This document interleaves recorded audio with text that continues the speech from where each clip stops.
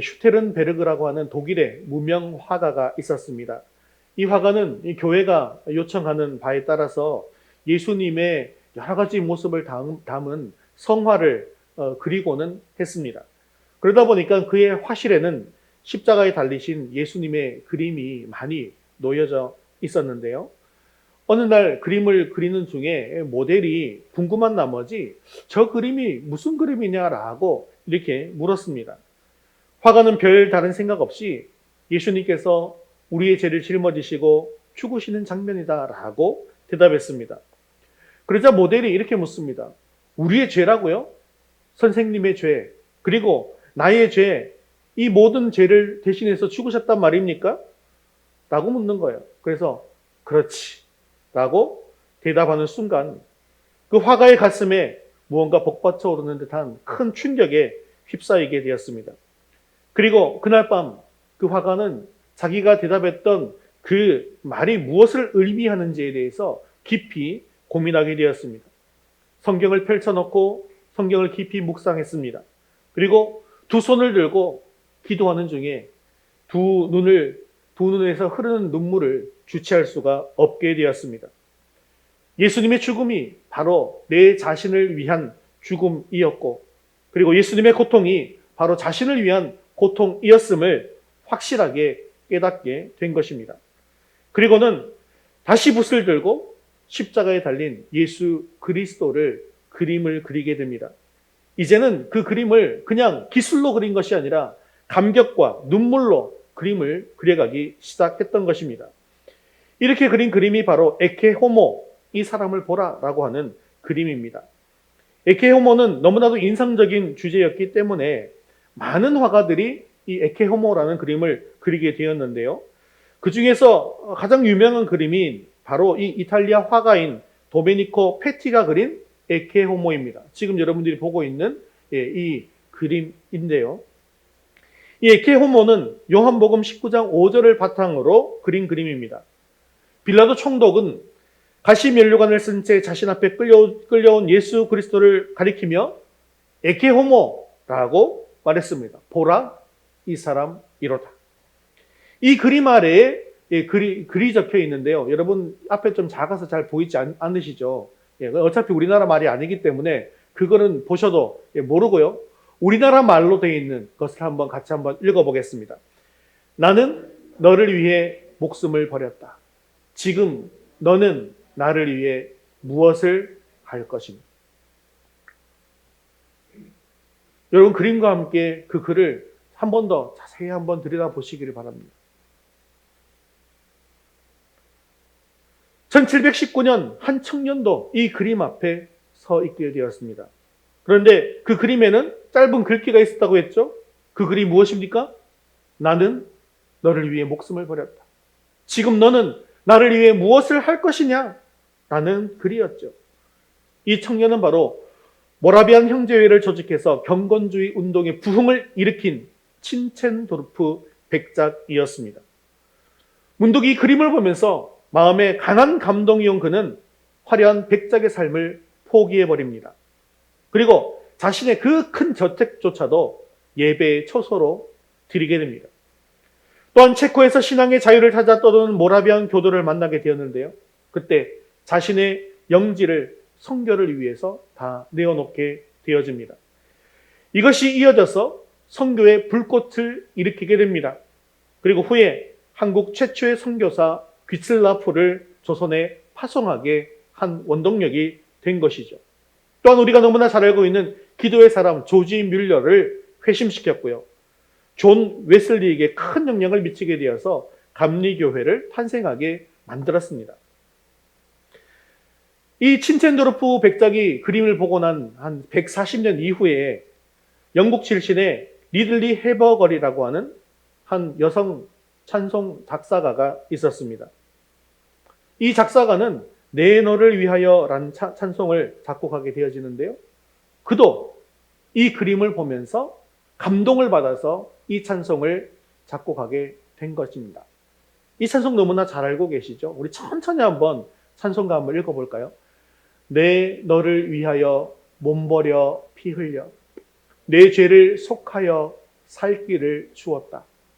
널 위해 몸을 주건만 너 무엇 주느냐. 죄 중에 빠져서 영 죽을 인생을 구하여 주려고 나 피를 흘렸다. 내 죄를 대속했건만 너 무엇 하느냐. 내 너를 위하여라는 찬송의 1절과 3절의 가사입니다. 오늘 모든 말씀을 다 듣고 난 이후에 우리가 헌신성으로 이 찬송을 드리게 될 텐데요. 오늘 말씀을 깊이 묵상하시면서 또한 이 찬송도 드릴 수 있게 되어지기를 바랍니다. 이렇게 십자가의 도를 제대로 바라보게 된 한 사람으로 인해서 또 다른 인생이 송두리째 바뀌게 되어지고 부흥의 역사가 일어나서 또 다른 사람에게 영향을 미치고 또 다른 사람에게 영향을 미치게 된 것처럼 이 아침 우리들에게도 이 십자가로 인해서 가슴이 뜨거워지는 놀라운 주님의 역사가 일어나게 되어지기를 주님의 이름으로 축원합니다. 사실 우리의 인생은 무엇을 바라보고 무엇을 향해 달려가느냐에 따라서 완전히 다른 인생이 되어질 수 있습니다. 우리가 살면서 힘을 얻고 인생에 승리하기 위해서는 목표를 잘 설정해야 되고 그 목표를 향해서 굳게 달려가야만 하더라는 것이죠. 그리고 그러기 위해서는 그 목표에서 눈을 떼어서는 안 된다는 것입니다. 운전할 때 목표점을 바라보지 않고 다른 곳을 쳐다보면 반드시 사고가 나게 되어져 있습니다. 남편의 시선이 아내가 아니라 다른 예쁜 여성을 향하게 되어지면 그 가정에 불화와 문제가 발생하게 됩니다. 학생이 공부가 아니라 다른 재미있는 것에 관심을 가지게 되어지고 그곳에 시간을 쓰게 되어지면 성적이 안 좋아지는 것이죠. 정치인이 정치에 신경 쓰지 않고 국민에게 신경 쓰지 않고 눈을 돌려서 물질을 향하게 되어지면 결국 그 정치는 부패하게 되어집니다. 신앙도 마찬가지입니다. 신앙의 본질적인 목표에서 눈을 돌려서 다른 것을 바라보기 시작하면 결국 믿음에서 실패하게 되어지고 사탄의 놀이개감이 될 수밖에는 없습니다. 그렇다면 일평생 신앙생활 하면서 우리의 시선을 떼지 말아야 할 신앙의 목표는 과연 무엇이란 말입니까? 그것은 바로 십자가입니다. 십자가의 복음입니다. 이 십자가에 우리의 눈이 고정되면 우리 인생은 성공할 수가 있습니다. 오늘 우리가 주님의 십자가를 바라보시기를 바라며 아까 그 그림 아래에 적혀 있었던 그 글귀, 나는 너를 위해 목숨을 버렸다. 지금 너는 나를 위해 무엇을 할 것이냐라고 하시는 주님의 질문에 바른 답을 결단하시는 저와 여러분 되시기를 주님의 이름으로 축원합니다. 오늘 본문의 배경인 고린도 교회는 복음의 능력과 함께 시작했던 그런 교회였습니다. 교인들은 구원의 은혜에 감격해서 매일매일 모이기에 힘썼습니다. 그러나 바울이 떠나간 이후에 교회는 분열이 일어나고 혼란이 발생하게 되었습니다. 왜냐하면 교회가 가져야 할 본질을 잃어버리고 세상적인 관심 가운데 나아갔기 때문에 결국 갈등 가운데 놓이게 된 것입니다. 교회의 본질은 십자가인데 복음인데 세상 문화가 교회에 침투한 것입니다. 그래서 영적으로 큰 혼란에 빠지게 되었습니다. 그러다 보니 교회 안에서조차도 누가 더 많이 배웠으며 누가 더 부자이며 누구의 영향력이 더 큰가 이런 것에 관심을 가지게 된 것입니다. 그러다 보니까 하나님으로부터 받은 은사도 또한 봉사도 사역도 이 모든 것이 하나님을 위한 것이 아니라 다른 사람에게 인정받기 위한 방편으로 전락하게 된 것입니다. 복음의 능력이 지배하는 교회가 아니라 세상의 지혜와 능력이 지배하는 교회가 되고 말았다는 것이죠. 그래서 복음의 능력은 세상의 지혜와 영광이 아니라 십자가에서 나온다라고 바울은 증거하고 있는 것입니다.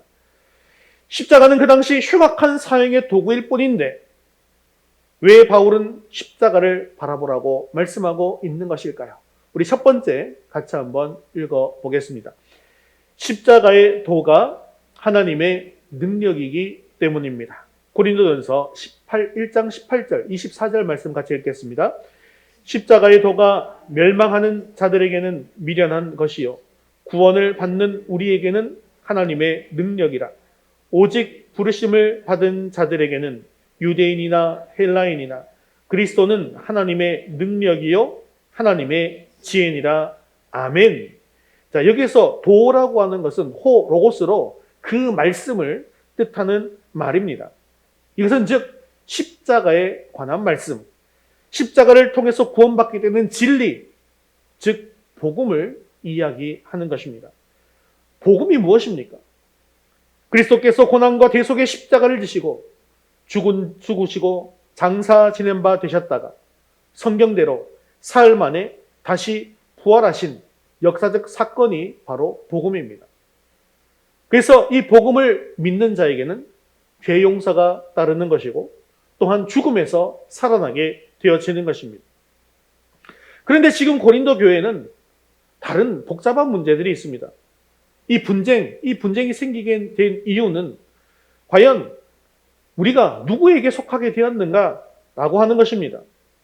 자, 이 말은 즉 누구에게 세례를 받게 되었는가라는 문제입니다.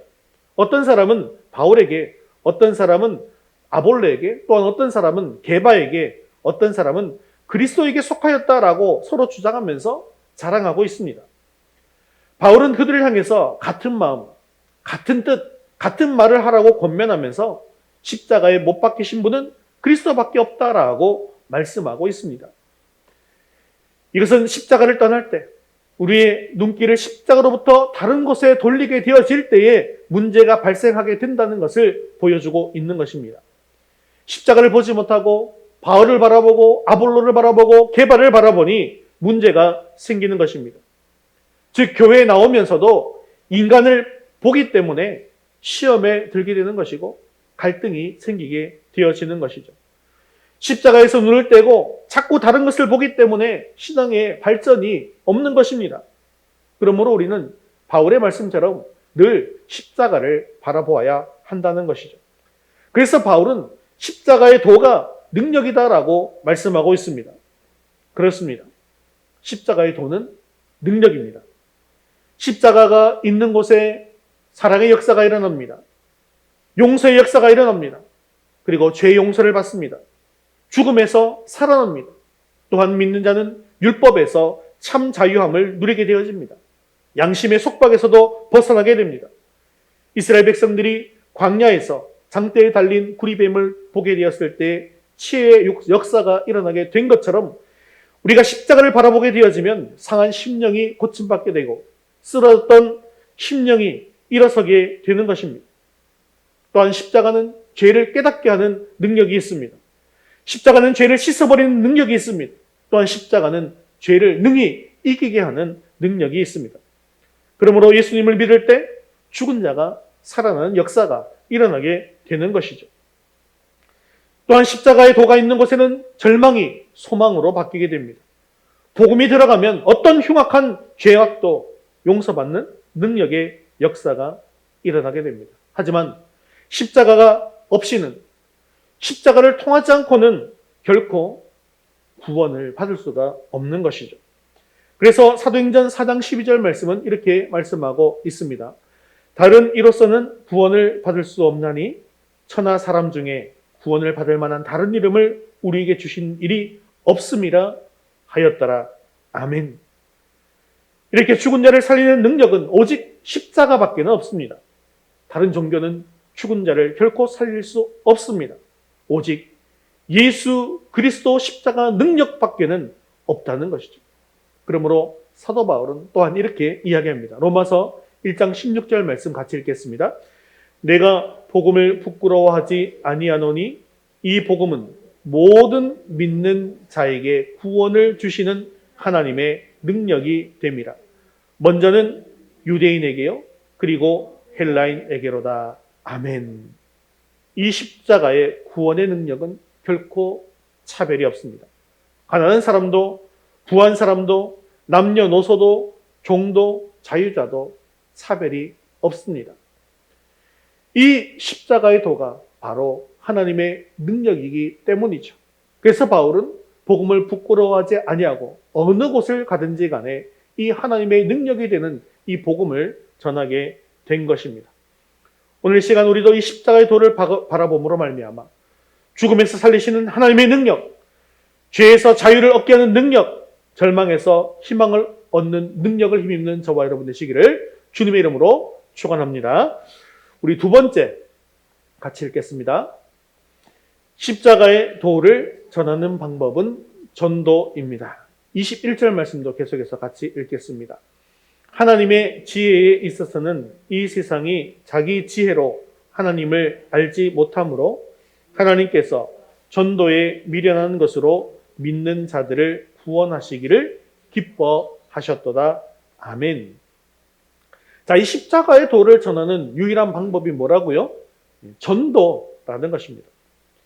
하나님께서는 전도에 미련한 것으로 인간을 구원하시기를 기뻐하십니다.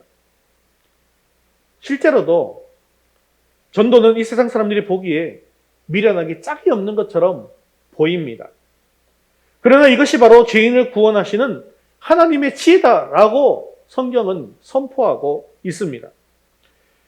교회가 아무리 구제함으로 약한 자를 많이 도와주는 사업을 하고 또 사회사업도 많이 하고 교회 안에서도 풍성한 교제가 있다고 할지라도 교회가 십자가의 복음을 증거하지 않는다면 그 교회는 전혀 의미가 없는 것입니다.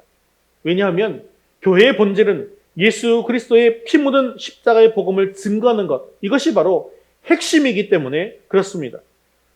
그리고 이것이 바로 주님께서 제자들을 부르신 이유이며 교회를 세우신 궁극적인 목적입니다. 그러므로 시설이 좋은 교회, 성도가 많은 교회, 봉사를 많이 하는 교회가 좋은 교회가 아니라 십자가의 복음을 바르게 증거하는 교회가 좋은 교회입니다. 그런데 생명을 구원하는 것은 결코 인간의 지혜로 되어지는 것이 아닙니다. 전도는요, 하나님의 지혜로 해야 하는데 그 하나님의 지혜가 바로 전도라는 것이죠. 그러므로 우리가 반드시 기억해야 되는 것은 이 전도라는 방법을 택하신 것은 하나님의 지혜다라는 것입니다. 그러면 십자가의 도를 전하는 것이 왜 전도밖에는 없는 것일까요? 이 세상이 자기의 지혜로는 하나님을 결코 알 수가 없기 때문입니다. 그렇습니다. 하나님께서는 인간의 지혜로서 십자가의 도를 알 수 있도록 결코 허락하지 않으셨습니다.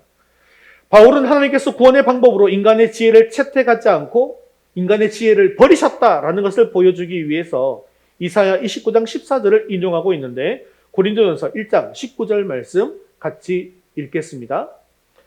기록된 바 내가 지혜 있는 자들의 지혜를 멸하고 총명한 자들의 총명을 폐하리라 하였으니, 지혜는 소피아인데요, 사물을 인지하고 이해하는 능력입니다. 총명은 휘메시스인데요, 사물을 분별하는 능력입니다. 즉 하나님께서는 이 인간의 이러한 지혜를 멸하고 총명을 폐하심으로 말미암아 인간의 지혜로는 하나님을 알지 못하도록 하셨다라는 것입니다. 그래서 고린도전서 1장 20절에 이렇게 바울이 이야기하고 있는 것이죠. 같이 읽겠습니다. 지혜 있는 자가 어디 있느냐? 선비가 어디 있느냐? 이 세대의 변론가가 어디 있느냐? 하나님께서 이 세상의 지혜를 미련하게 하신 것이 아니냐?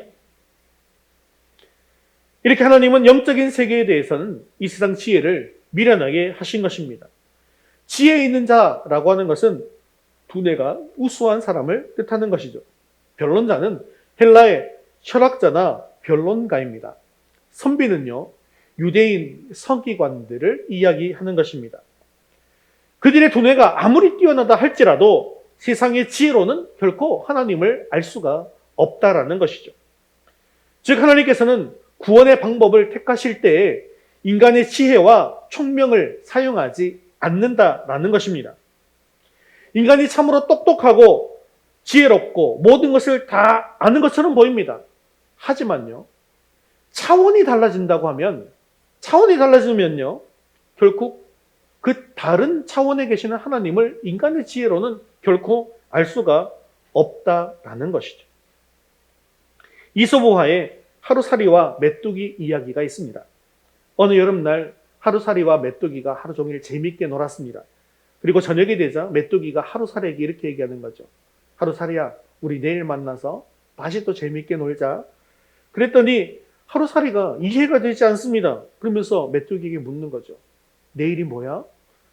내일은 밤이 지나고 밝은 해가 뜨면 그것이 바로 내일이란다. 그런다 하루살이는 이 말을 이해하지 못했습니다. 그리고 오히려 메뚜기를 보면서 이상한 이야기를 한다고 놀렸습니다. 그 후에 메뚜기는 이 하루살이를 만나지 못했습니다. 그리고 개구리를 만나게 되어서 개구리가 친구가 되어서 재밌게 놀았습니다. 그리고 매일매일 놀다가 가을이 되고 날씨가 추워지자 개구리가 메뚜기에게 이야기합니다.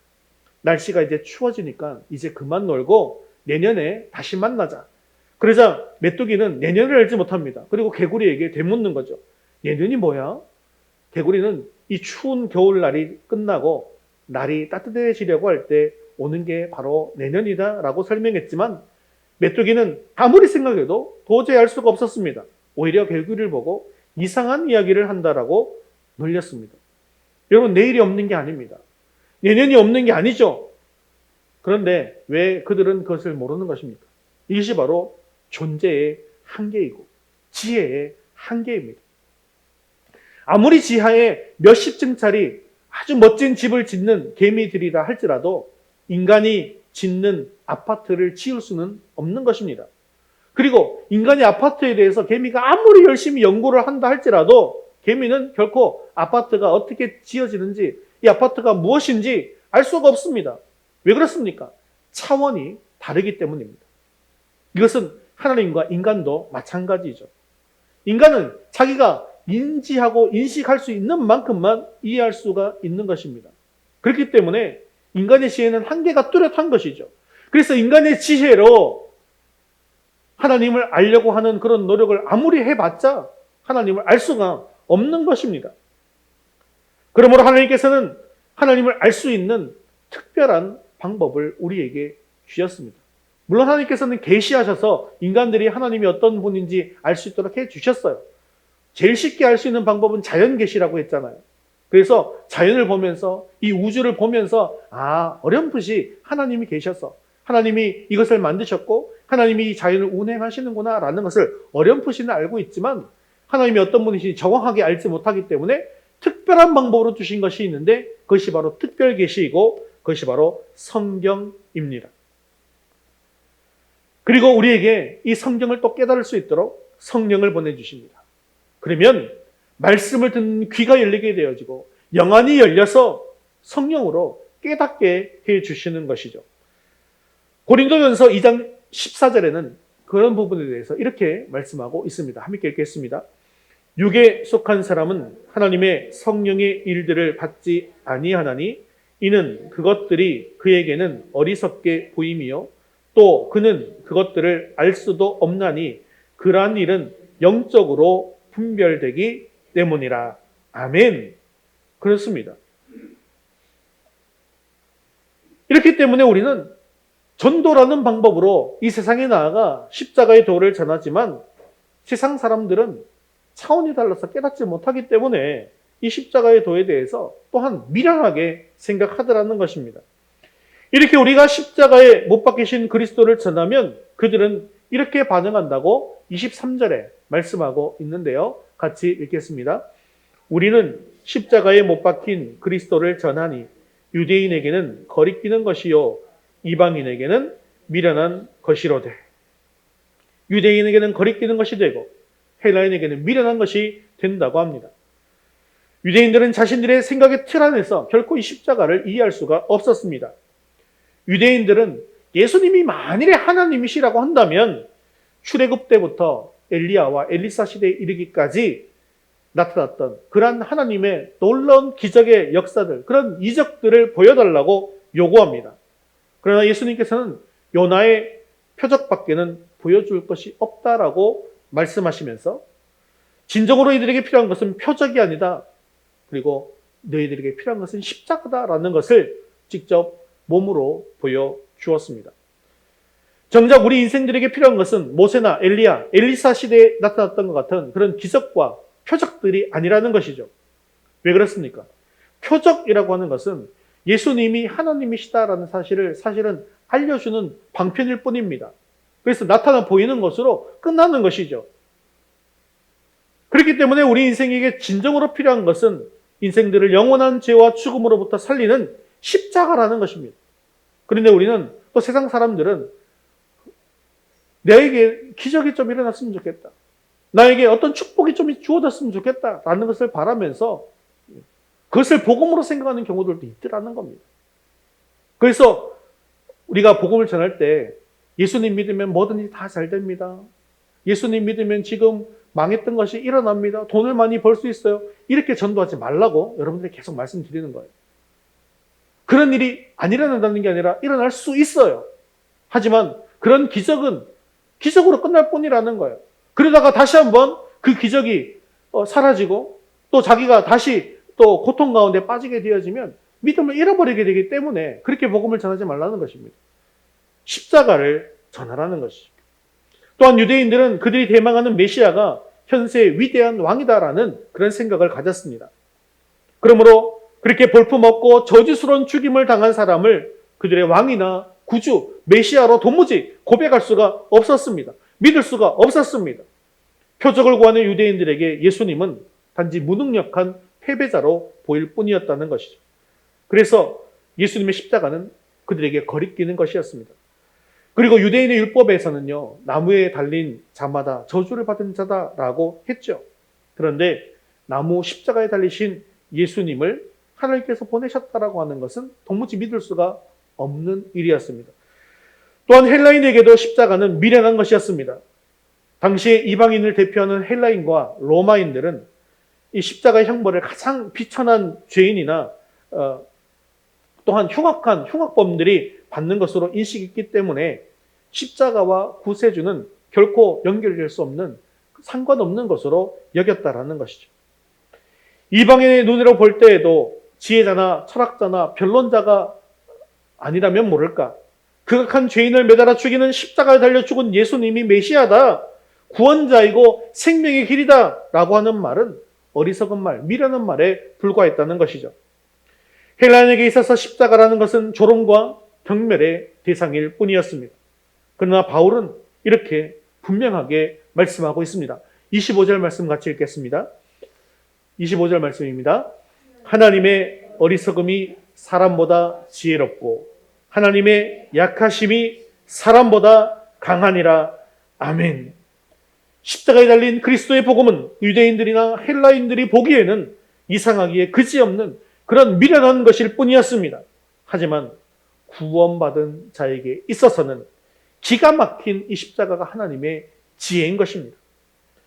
그것은 우리가 아직 죄인 되었을 때 우리를 사랑하셔서 자신의 외아들을 십자가에 달려 죽게 하심으로 말미암아 확증하신 하나님의 사랑이자 신비입니다. 이것이 지혜이자 신비인 이유가 있습니다. 그것은 바로 이 십자가는 죄를 미워하시는 하나님의 공의와 우리를 사랑하시는 하나님의 놀라우신 사랑을 동시에 충족시키는 묘수이기 때문에 그렇습니다. 그래서 이사야 55장 8절 9절은 이렇게 말씀하고 있습니다. 이는 내 생각이 너희의 생각과 다르며 내 길은 너희의 길과 다름이니라. 여호와의 말씀이니라. 이는 하늘이 땅보다 높음같이 내 길은 너희의 길보다 높으며 내 생각은 너희의 생각보다 높음이니라. 그래서 바울은 이것을 25절에서 더 극적으로 표현한 거예요. 아까 읽었던 말씀이잖아요. 하나님의 어리석음이 사람보다 지혜롭고 하나님의 약하심이 사람보다 강하니라. 사랑하는 성도 여러분, 십자가의 도는 구원받은 우리에게는 하나님의 지혜입니다. 십자가는 구원이고 승리입니다. 이렇게 우리가 십자가를 깊이 묵상할 때 하나님의 지혜를 경험할 수 있습니다. 그러므로 우리는 이 구원의 복음과 십자가를 결코 부끄러워해서는 안 됩니다. 구원받는 데에는 십자가밖에는 다른 길이 없습니다. 그러니 하나님의 지혜인 십자가 복음을 세상에 나아가서 담대히 증거할 수 있게 되어지기를 주님의 이름으로 축원합니다. 말씀을 맺겠습니다. 우리 주님께서는 우리를 살리시기 위해서 십자가를 지시고 십자가를 대신 죽어 주셨습니다. 그리고 우리에게 또한 이렇게 묻고 계시죠. 널 위해 몸을 주건만 너 무엇 주느냐? 또한 내 죄를 대속했건만 너 무엇 하느냐? 라고 물으십니다. 여러분은 우리 주님께 무엇을 드리시겠습니까? 또한 주님을 위해서 무엇을 하시겠습니까? 사랑하는 성도 여러분, 하나님께서는 우리들이 전도를 통하여서 십자가의 도를 세상에 전하기를 원하십니다. 하나님을 알게 하는 방법, 그것은 바로 전도입니다. 전도가 인간이 보기에는 아주 미련한 것처럼 보이지만 이것을 통해서 세상이 변하고 이것으로 능력이 나타나고 그것으로 인생이 변하게 되어지는 것을 믿을 수 있기를 바랍니다. 우리도 물론 보잘것없는 인간입니다. 하지만 하나님께서는 보잘것없는 우리를 통하여서 또한 둔한 우리의 입술을 통하여서 많은 사람이 구원받기를 원하십니다. 비록 미련한 사람들이 미련한 방법으로 전도하지만 이것이 바로 인간을 구원하시고자 하는 하나님의 능력이며 하나님의 지혜임을 믿으시기를 바랍니다. 그리고 이렇게 십자가 복음의 능력을 받는데 우리의 인생에 초점을 맞추고 복음을 전하는 것에 우리 인생의 목표를 정하며 나아가는 성도들, 그리고 그 교회는 반드시 주님 안에서 승리하고 성공하게 되어지는 것을 믿을 수 있기를 바랍니다. 하나님께서는 우리를 통해서 미련한 방법으로 복음이 전파되는 것을 기뻐하십니다. 오늘 우리 예배 후에 우리 성도 모두가 밖으로 나가서 전도지를 돌리면서 전도를 하게 되었습니다. 내가 이것 해봐야 무슨 일이 일어나겠는가? 이렇게 의심하지 마시고 하나님의 지혜가 이 전도 안에 들어있다. 그리고 하나님의 능력이 우리 전도를 통해서 나타난다라는 것을 확실히 믿으시고 담대하게 복음을 전하시기 바랍니다. 그리고 그들을 하나님 앞으로 초청하시기를 바랍니다. 또한 내가 품고 있는 5의 VIP를 위해서 기도하고 섬길 수 있기를 바랍니다. 이렇게 앞으로의 우리의 모든 삶이 십자가 능력으로 복음을 증거하는 삶이 다 되어지기를 주님의 이름으로 축원합니다.